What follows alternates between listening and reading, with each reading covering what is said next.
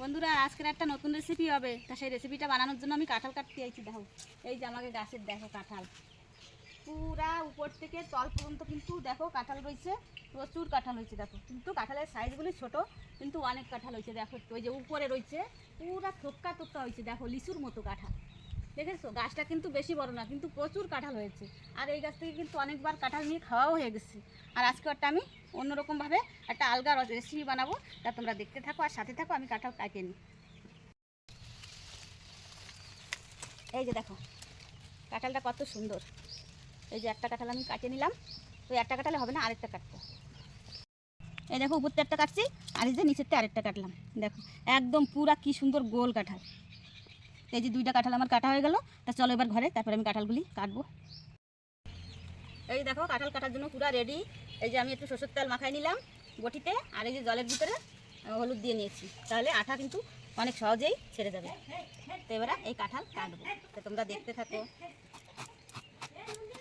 এই যে দেখো কত সুন্দর কাঁঠাল, পুরা কচি কাঁঠাল। তা দেখতে থাকো আর সাথে থাকো। এই যে দেখো এইভাবে পিস পিস করে এই যে কাঁঠালগুলি, সব কাঁঠাল দুটা কাঁঠাল কেটে নেবো। এই যে দেখো দুটা কাঁঠাল আমার কাটা হয়ে গেল। এই যে এইভাবে কাটছি। কাঁঠালটা কষ, তার জন্য আমি বাইরে বসে কেটে নিলাম। তো চলো চলে যাই ঘরে, এবার দেখাবো যে কীভাবে রান্নাটা করি। এই দেখো দিয়ে দিলাম কুকারে, এবার দুটো সিটি মেরে নেব। এই দেখো মশলা রেডি হয়ে গেছে, এবার বেটে নেব। এই আদা কুচি, রসুন, আর এই যে পেঁয়াজ কুচিয়ে নিয়েছি, এটা আর বাটবো না, এইভাবেই থাকবে। আর আলুগুলি এই যে গোটা গোটা করে কেটে নিয়েছি।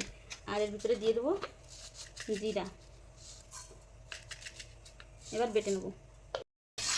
এই দেখো কড়াই বসিয়ে দিয়েছি, তার মধ্যে সরষের তেল দিয়ে দিয়েছি, আর একটু হলুদ, আর দিয়েছি লবণ। এবার এই আলুগুলি ভেজে নেব। আর ওই পাশে তো কাঁঠাল সিদ্ধ হচ্ছে, তো কাঁঠাল সিদ্ধ হতে হতে আমি এইগুলি কমপ্লিট করে নিই। তো প্রথমে আলুটা ভাজবো।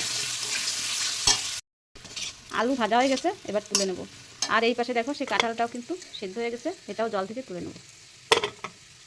এই যে আলু তুলে নিয়েছি, সেই কড়াইতে তেলের মধ্যেই আবার সেই কাঁঠাল ভেজে নেব। এই যে দেখো একটা কাঁঠাল কী দিয়ে রান্নবো সেটা আমি তোমাদের দেখাচ্ছি। এই যে দেখো মাছের ডিম, এটা দিয়ে একটু কাঁঠাল রান্না করা হবে। আর এই যে ডিমগুলো আমি নিয়ে নিয়েছি, আবার একটু বেসন দিয়ে দেবো। দিয়ে দেবো একটু হলুদ গুঁড়ি, দিয়ে দেবো লঙ্কা গুঁড়ি, আর দিয়ে দেবো পরিমাণ মতো লবণ। দাও লবণটা দাও। এবার সুন্দরভাবে মেখে নেব। এই দেখো মেখে নিয়েছি সুন্দরভাবে। তো এবারে শুধু রান্নার পালা, তোমরা দেখতে থাকো বন্ধুরা। আর এইভাবে তোমরাও কিন্তু ঘরে একবার হলেও ট্রাই করে দেখো, খেতে কিন্তু খুবই ভালো। এই যে দেখো কাঁঠালগুলি এরকম করে ভেজে নিয়েছি। এই যে এবার তুলে নেব। এই দেখো কাঁঠাল তুলে নিয়ে তারপরে আবার সেই কড়াইতে দিয়ে দিলাম একটু সরষের তেল। আর এই রান্নাটা বন্ধুরা সরষের তেল দিয়ে করলেই কিন্তু বেশি ভালো হয় খেতে। তেল গরম হয়ে গেছে, আবার এই সেই ডিম দিয়ে দেবো। এই ডিম এবার আবার বড়ার মতো করে ভেজে নেব। এই যে দেখো মাছের ডিম ভাজা হয়ে গেছে, আর তোমরা দেখেই বুঝতে পারছো যে কত সুন্দর দেখা যাচ্ছে। তো ভাজাটা আমার কমপ্লিট হয়ে গেছে, এবার আমি তুলে নেব। মাছের ডিম তুলে রেখে সেই কড়াইতে আর অল্প একটু তেল দিয়ে দেবো ফোড়ন, কালো জিরে আর দালচিনি আর তেজপাতা। এবার একটু ভেজে নেব লাল করে। ফোড়ন ভাজা হয়ে গেছে, দিয়ে দেবো পেস্ট কুচি। পেস্ট কুচি এবার একটু লাল করে বাদামি রঙ করে ভেজে নেব। পেস্ট ভাজা হয়ে গেছে, দিয়ে দেবো কেটে রাখা টমেটো। টমেটো ভাজা হয়ে গেছে, এবার দিয়ে দেবো বেটে রাখা মশলা, গোটা জিরা, আদা আর রসুন। এই দেখো বাটা মশলা আমি এখনই ভেজে নিয়েছি। এবার দিয়ে দেবো পরিমাণ মতো লবণ, দিয়ে দেবো লঙ্কা গুঁড়ি। এবার এই যে মশলাটাকে আমি ভালোভাবে কষিয়ে নেব যতক্ষণ না তেল ছেড়ে দেয়। এই যে মশলা সুন্দরভাবে ভেজে নিয়ে জল দেওয়ার পরে জলটা কিন্তু সুন্দরভাবে ফুটে উঠেছে। এবার দিয়ে দেবো সব ভেজে রাখা কাঁঠাল।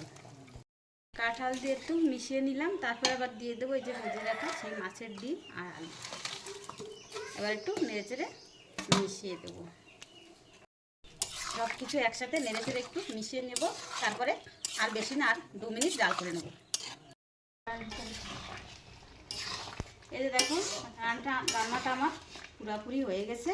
এবার একটু গরম মশলা দিয়েই নামিয়ে নেব, আর দিয়ে দেবো একটু উপর থেকে ছড়িয়ে ধনেপাতা।